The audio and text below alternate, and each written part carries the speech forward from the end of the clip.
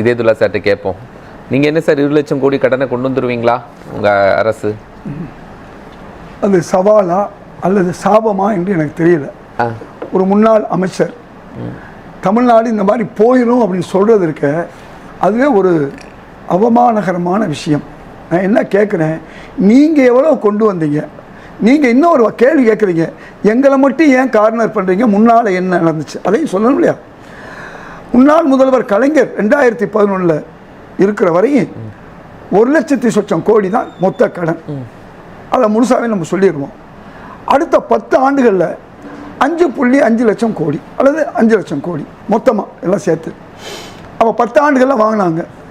இப்போ நீங்கள் 5 ஆண்டுகளில் 13.1 கோடின்னு சொல்கிறாங்க.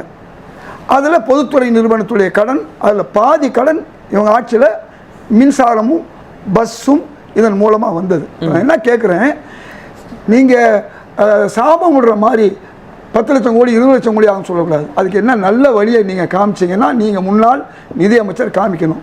ஏதோ ஒரு பொறுப்பு திறக்கிறீங்கிறீங்க, நீங்கள் எந்த பொறுப்பில் இருக்கீங்க? நிதியமைச்சராக இன்றைக்கி இல்லை.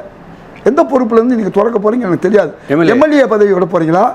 எல்லா கட்சியில் இருக்கக்கூடிய, ஏன்னா எனக்கு ஒன்றும் புரியல. அதாவது ஒரு பொறுப்புமிக்க ஒரு முன்னாள் நிதியமைச்சர் அதை சொல்லணும். அதனால் அவர் கேட்டதுக்கு இப்போ பதில், எங்களை மட்டும் நீங்கள் சொல்கிறீங்களே 5 லட்சம் கோடியை 13 ஆக்கணும்னு சொல்கிறீங்களே, அதுக்கு முன்னே என்னன்னு சொல்ற அதையும் நம்ம சொல்லியாச்சு. இந்த கடன் என்பது தொடர்ந்து வரும். அதே மாதிரி நீங்கள் சொல்கிற டபுள் டிஜிட்டாக இருக்கட்டும், அது அந்தந்த காலத்தில் வந்து உங்களுடைய பணத்துடைய வேல்யூ அதே மாதிரி அதிகமான தொழிற்சாலைகள் நாளுக்கு நாள் வந்துக்கிட்டு இருக்கும். முழுசுமே இந்த 5 ஆண்டில் மட்டும்தான் 52% மாணவிகள் படித்தாங்க அப்படின்னு சொல்ல முடியாது. அல்லது 45 விழுக்காட்டுக்கு மேலே இன்னைக்கு பொருளாதாரம் கூலிகள் சொல்ல முடியாது. இது தொடர் முயற்சி. இது அரசு எந்திரம் தொடர்.